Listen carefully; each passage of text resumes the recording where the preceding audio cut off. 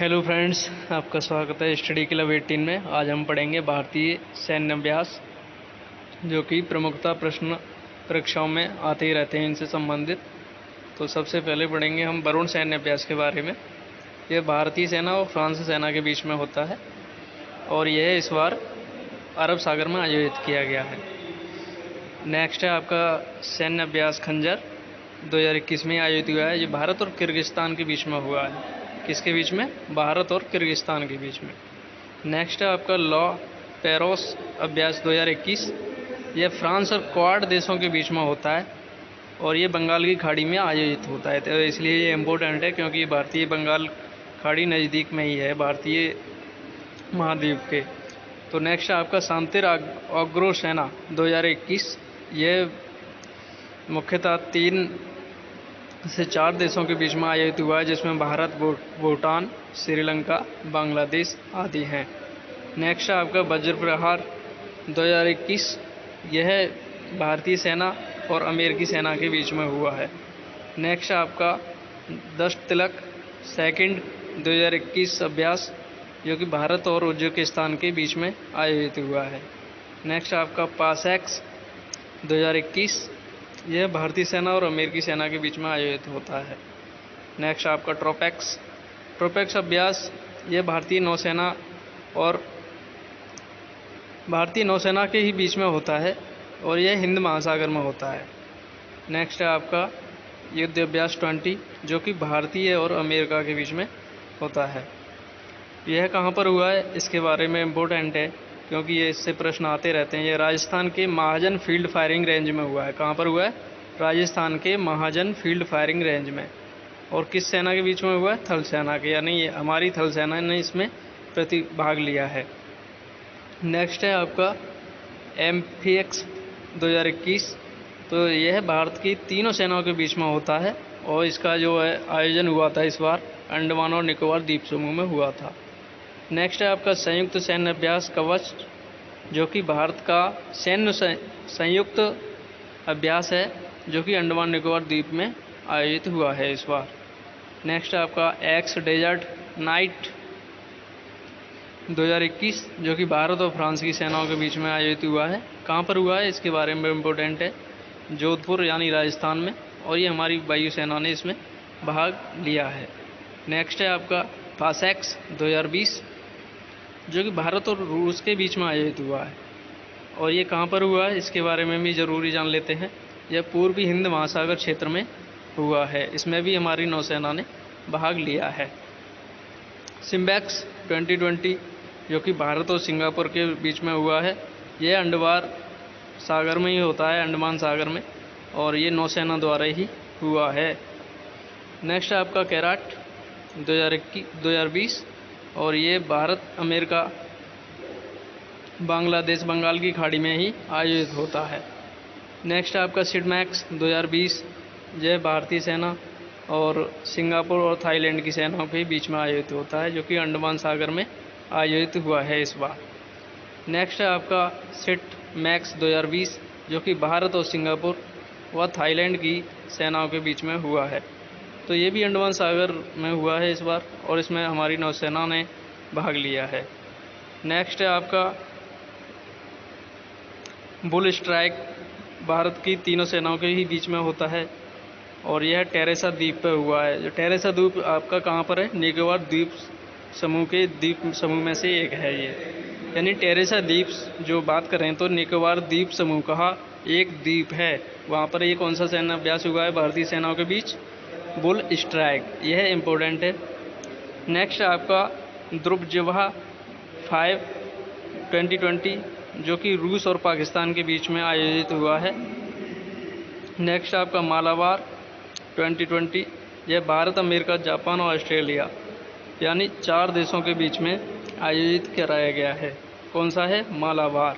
तो इसका जो है स्थान जो रहा है आयोजित करने का, वो बंगाल की खाड़ी एवं अरब सागर रहा है। नेक्स्ट है आपका सिलाई नेक्स्ट 8 2020, भारत और श्रीलंका के बीच में हुआ है ये, और ये कहाँ पर आयोजित हुआ है? त्रिंकोमाली तट पर, यानी श्रीलंका में हुआ है। और ये किस सेना ने भाग लिया? इसमें नौसेना ने भाग लिया है।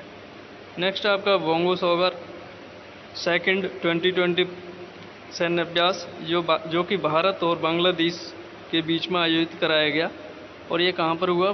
बंगाल की खाड़ी के उत्तर खाड़ी में हुआ था, यानी बंगाल की उत्तरी खाड़ी में हुआ था, जो कि नौसेना इसमें भाग लिए थी।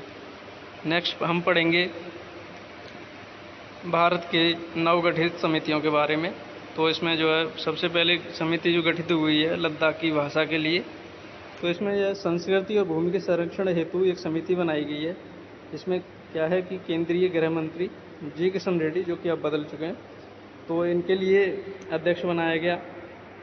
नेक्स्ट आपकी टीआरपी आकलन हेतु समिति, यानी टेलीविज़न रेटिंग पॉइंट्स आकलन हेतु समिति बनाई गई है, जिसके अध्यक्ष कौन है? शशि शेखर वेम्पति। नेक्स्ट आपका पराली जलाने पर रोक संबंधी समिति, तो इसके लिए एक विचार करने के लिए समिति बनाई गई है, क्या पराली जलाने पर रोक पर क्या क्या आपके पॉइंट्स होने चाहिए, किस तरह से किसानों को मदद दी जाए, किस तरह से रोका जाए। तो इसके लिए जो है अध्यक्ष बनाए गए हैं मदन वी लॉकर, तो इम्पोर्टेंट है ये। और नेक्स्ट आपका कोविड-19 वैक्सीन हेतु गठित अधिकार पैनल का अध्यक्ष किसे बनाया गया है? तो ये है एस.आर. शर्मा। कौन है?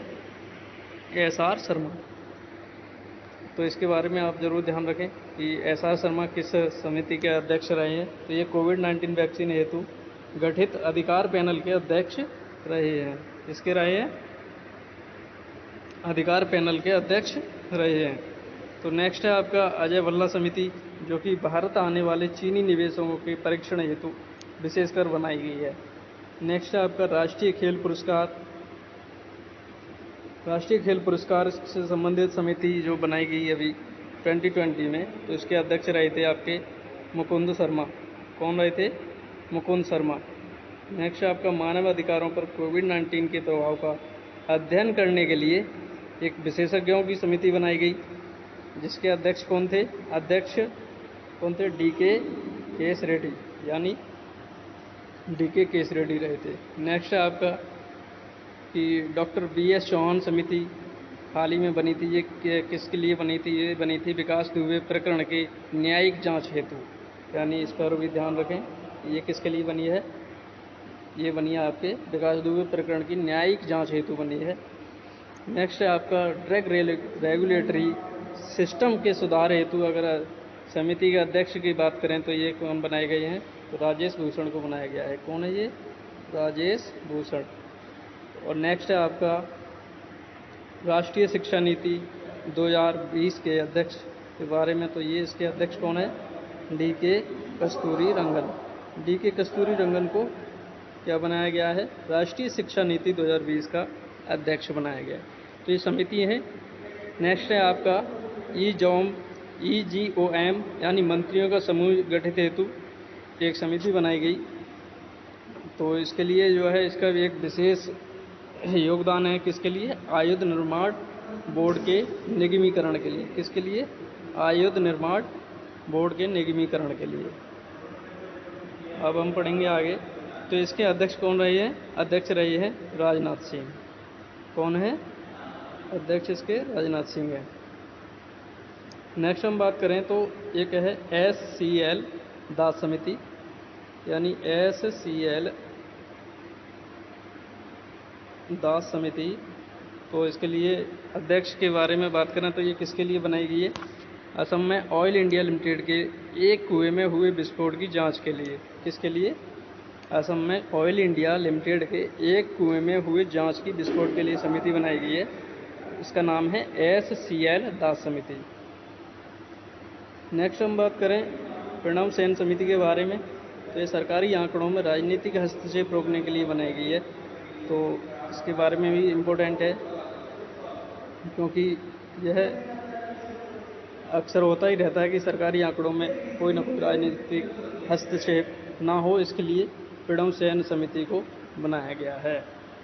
नेक्स्ट है आपका के.वी. कामत समिति। यह महत्वपूर्ण है क्योंकि इसे हाल ही में बनाया गया है कोविड-19 संबंधित तनावग्रस्त परिसंपत्तियों के समाधान के लिए वित्तीय मापदंडों का सुझाव देने हेतु। तो यह इम्पोर्टेंट है, इस पर ध्यान रखें। और नेक्स्ट है आपका मिहिर शाह समिति। राष्ट्रीय जल नीति मसौदा तैयार करने हेतु बनाई गई है। तो ये आपकी कौन सी समिति है? मिहिर शाह समिति। तो इसके बारे में ध्यान रखें आप। नेक्स्ट है आपका सुरजीत भल्ला समिति, जो कि व्यापार और वाणिज्य से संबंधित नीति निर्माण हेतु बनाई गई है। तो यह भी महत्वपूर्ण है, इसके बारे में आप एक बार रिवीजन करते रहें बार बार, तो ये इससे आसानी से आपको नज़र जो है, एक दो बार आप रिवीजन करें तो याद रहेगा आराम से। नेक्स्ट हम पढ़ेंगे राष्ट्रीय नई शिक्षा नीति बारे में, जो कि अभी हाल ही में चर्चा में रही। तो इसके लिए अगर बात करें तो ये 29 जुलाई 2020 को मानव संसाधन विकास मंत्री रमेश पोखरियाल निशंक के द्वारा लाई गई। यह नई शिक्षा नीति 34 साल पुरानी राष्ट्रीय शिक्षा नीति को प्रतिस्थापित करेगी, जो कि 1986 में लाई गई थी। इस नई शिक्षा नीति की बात करें तो इसमें किसके अध्यक्षता में लाया गया है नई, तो इसमें लाया गया है इसे इसरो के प्रमुख के कस्तूरी रंगन की अध्यक्षता के चलते मद्देनज़र में नई शिक्षा नीति का गठन किया गया। तो इस समिति ने मई 2019 को राष्ट्रीय शिक्षा नीति 2020 का मसौदा तैयार किया था। और अगर हम इतिहास में इसके बारे में, शिक्षा नीति के बारे में जानें तो सबसे पहले भारत की पहली शिक्षा नीति जो है इंदिरा गांधी जी के द्वारा 1968 में आई थी, और जिसका सुझाव कोठारी आयोग ने दिया था। यह महत्वपूर्ण है कि कौन सा आयोग था उस समय? कोठारी आयोग था, जिसने पहली भारतीय शिक्षा नीति के बारे में सुझाव दिया था। कब दिया था? 1968 में, जब इंदिरा गांधी सरकार थी। दूसरी शिक्षा नीति अगर बात करें तो दूसरी शिक्षा नीति 1986 में लाई गई, और जिसका मॉडल था कि 10+2 2+3 मॉडल को अपनाया गया था। तो इसमें अगर बात करें तो ये कब लाई गई थी? राजीव गांधी प्रधानमंत्री थे तब। और तृतीय शिक्षा नीति इसमें संशोधन किया गया था, तो 1992 में संशोधन किया था। कब? PV नरसिम्हा राव के द्वारा। और नेक्स्ट शिक्षा नीति अब जो है आई है, उसका क्या नाम है? रमेश पोखरियाल के द्वारा आई है, वो तृतीय शिक्षा नीति के बारे में उल्लेख है। Thank you.